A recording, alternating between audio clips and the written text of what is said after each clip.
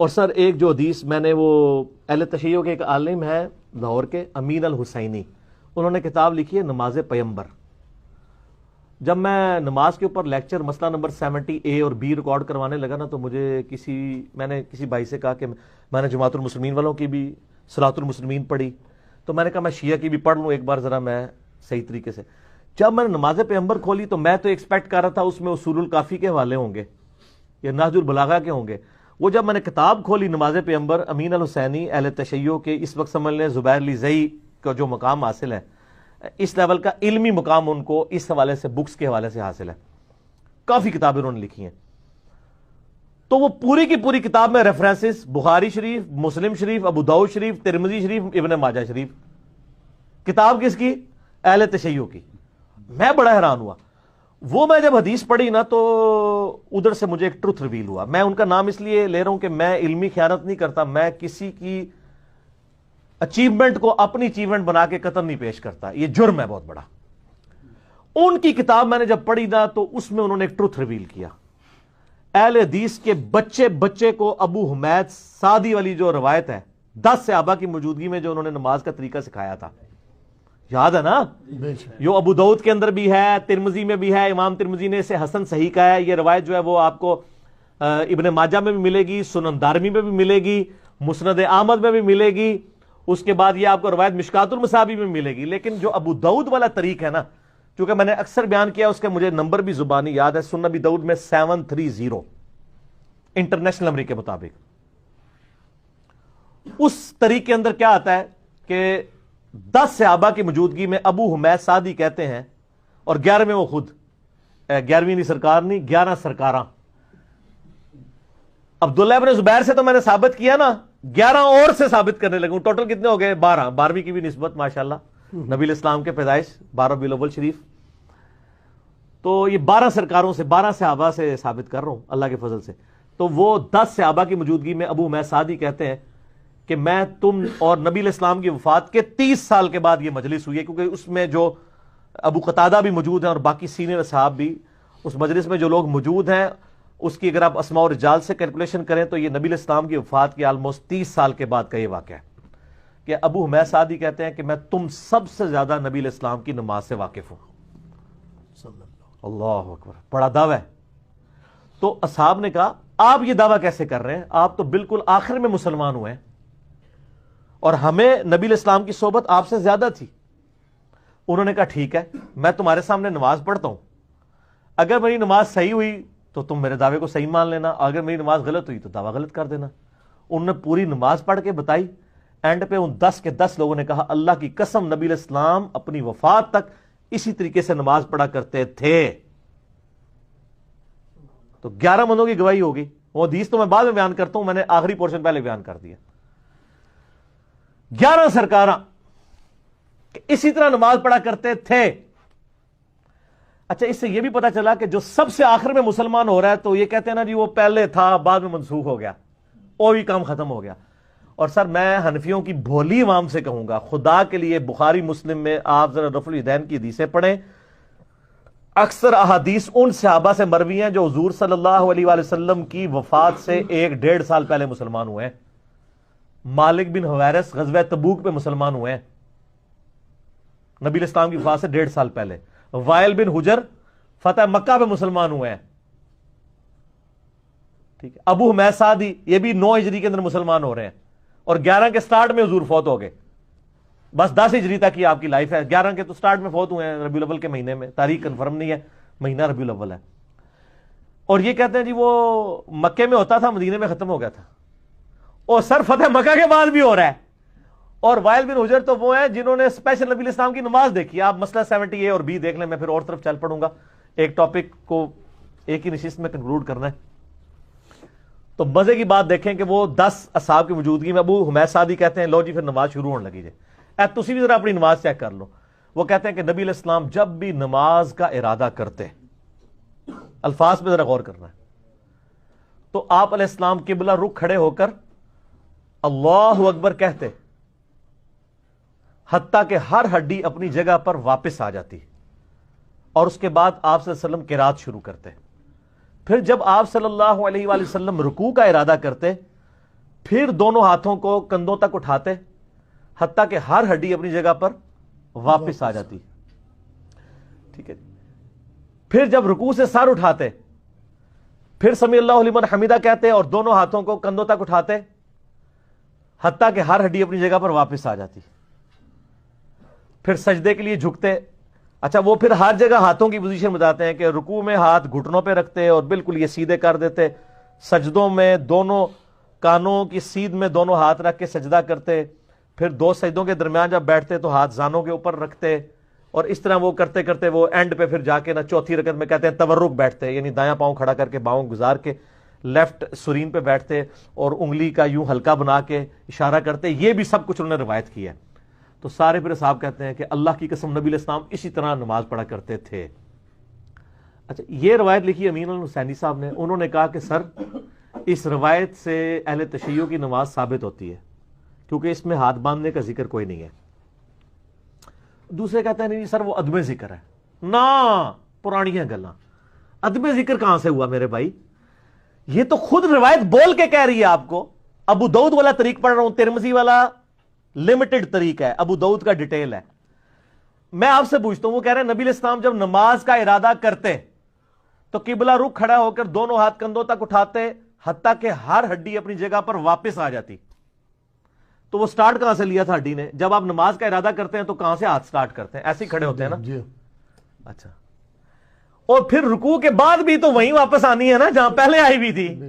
اور رکوع کے بعد والا اور ارسال الیدین اسی سے ثابت کر رہے ہوتے ہیں. جب اہل حدیث جو ہے وہ علماء عرب کے کتاب لکھتے ہیں نا خلاف, تو کہتے ہیں اس میں دیکھیں واضح موجود ہے کہ ہر ہڈی اپنی اصلی جگہ پہ آتی ہے اور ہڈیوں کی اپنی اصلی جگہ یہ ہے. تو سر وہ پہلے بھی اپنی اصلی جگہ پہ ہی آئی ہوئی ہے. تو بیسیکلی انہوں نے ہاتھ باندھے ہی نہیں تھے, وہ ہاتھ چھوڑ کے ہی نماز پڑھی ہے انہوں نے. پھر وہ 10 اصحاب ایک ایسے شخص سے نماز دیکھ رہے ہیں کہ جس نے مین نماز کا رکن چھوڑ دیا.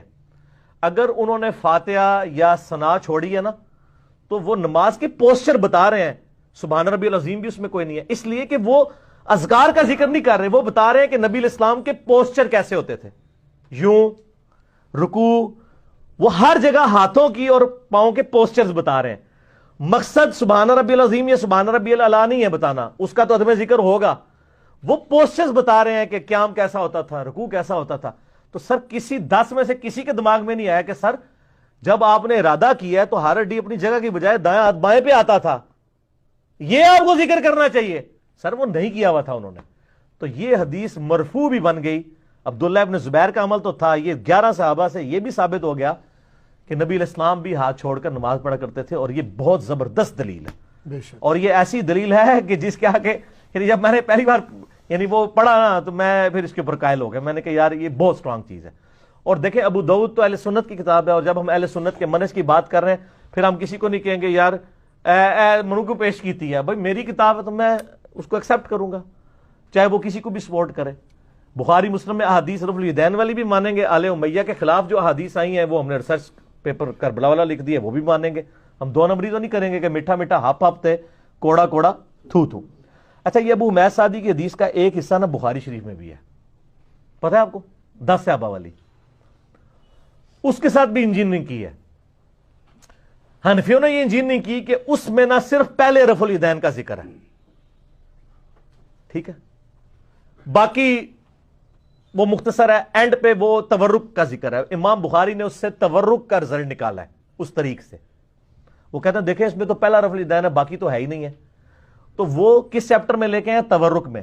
اور امام ابن حبان جو کہ پوتا شاگرد ہیں امام بخاری کے, امام بخاری کے شاگرد ہیں امام ابن خزیمہ اور ان کے شاگرد ہیں امام ابن حبان. یہ حبان لفظ نہیں حبان ہے, اے مولوی ہنستے حبان, ابن حبان.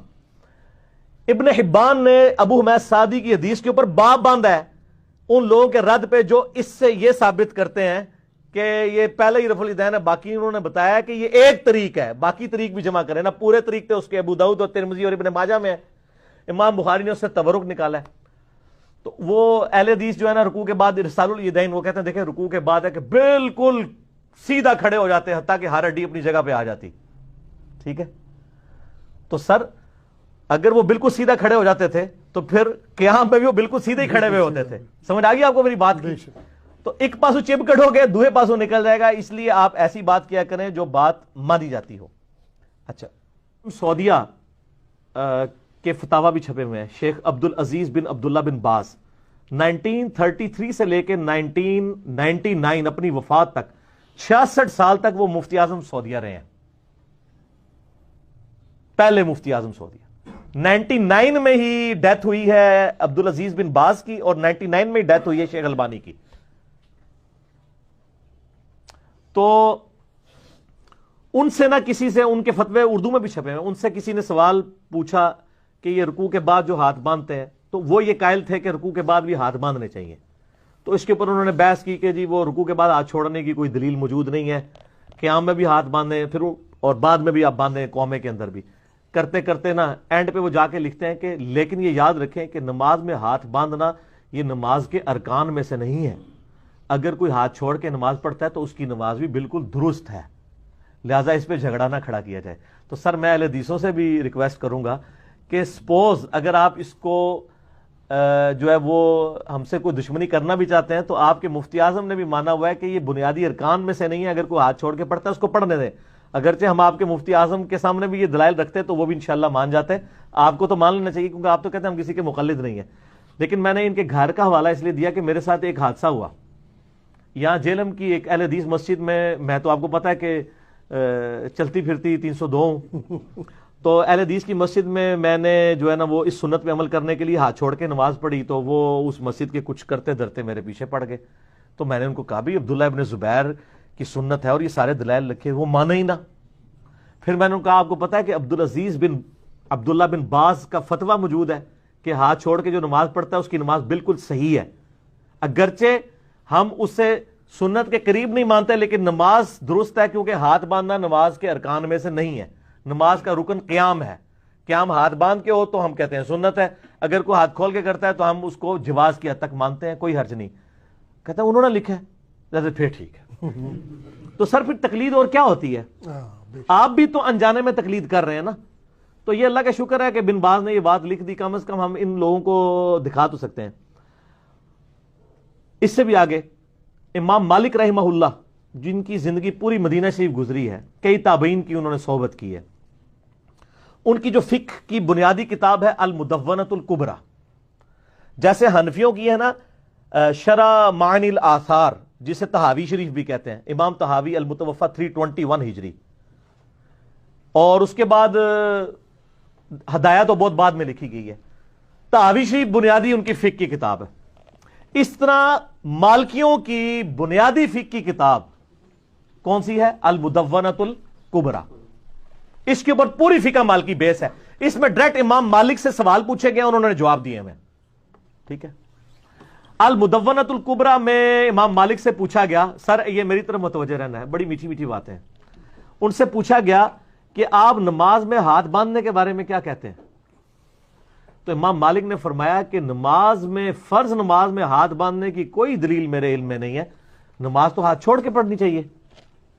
اچھا، البتہ نفلی نماز میں چونکہ قیام لمبا ہوتا ہے، لوگ قرآن بھی پڑھتے تھے، ایک ایک گھنٹے کی تراویح پڑھنی ہے، تو اگر آپ کے ہاتھ ارسال الیدین میں تھک جائیں تو ہاتھوں کو سکون پہنچانے کے لیے تھوڑی دیر کے لیے آپ ہاتھ باندھ سکتے ہیں، جواز۔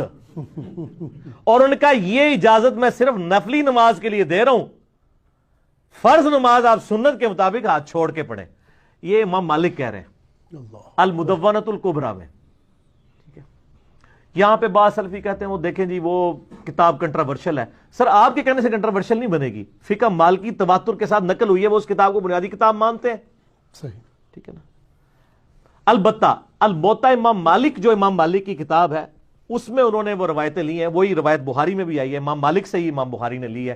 الموطا امام مالک میں موجود ہے کہ دایاں ہاتھ بائیں پہ رکھنا یہ سنت ہے۔ سال ابن سعد السعدی کہتے ہیں کہ اگلے زمانوں میں ہمیں حکم دیا جاتا تھا کہ ہم اپنا دایاں ہاتھ بائیں ہاتھ پر رکھیں، لیکن اہل تشیع اس روایت کی تعویل کرتے ہیں، یہ روایت بخاری میں بھی ہے، وہ کہتے ہیں اس میں انہوں نے یہ تو نہیں کہا کہ نبی علیہ السلام کے زمانے میں حکم دیا جاتا تھا، کیونکہ ابو حازم تابی کہتا ہے کہ میرا خیال ہے کہ وہ اسے مرفوع کرتے تھے، مجھے کنفرم نہیں ہے کہ یہ حکم نبی علیہ السلام کی طرف سے تھا یا کوئی اور دیتا تھا، اہل تشیع کہتے ہیں یہ آل امیہ حکم دیتی تھی کہ صرف ہاتھ باندھ کے ہی نماز پڑھو. سر وہ کہتے ہیں الفاظ فٹ ان ہے کہ اگلے زمانوں میں ہمیں حکمن یہ کام کروایا جاتا تھا. ہم کہتے ہیں کہ یہ حکم سے مراد نبی علیہ السلام کا حکم ہے. وہ کہتے ہیں راوی نے نبی علیہ السلام کا ذکر نہیں کیا. یعنی ہم تو خیر دونوں کی سنت مانتے ہیں, تو اس کی وہ تعویل اس اعتبار سے بھی کرتے ہیں. بہرحال الموطا امام مالک میں ہاتھ باندھنا ہے, اور جو ان کی فقہ کی اسٹیبلش کتاب ہے المدونۃ الکبریٰ اس میں چھوڑنا ہے. تو ظاہر ہے پھر اس کی حیثیت ثانوی ہوگی. المدونۃ الکبریٰ کی جو حیثیت ہے وہ پھر پرائرٹی بھی ہو جائے گی, کیونکہ وہ اس کو فالو کر رہے ہیں. تو آپ چلے جائیں. مالکیوں میں اس وقت بھی 2 گروہ ہیں, لیکن زیادہ تر ہاتھ چھوڑ کے نماز پڑھتے ہیں. مالکی میجارٹی ہاتھ چھوڑ کے نماز پڑھتے ہیں. سوڈان کے اندر چلے جائیں, موریتانیہ میں چلے جائیں, ایون آپ فلسطین میں چلے جائیں, آپ کو جو مالکی ہیں وہ ہاتھ چھوڑ کے نماز.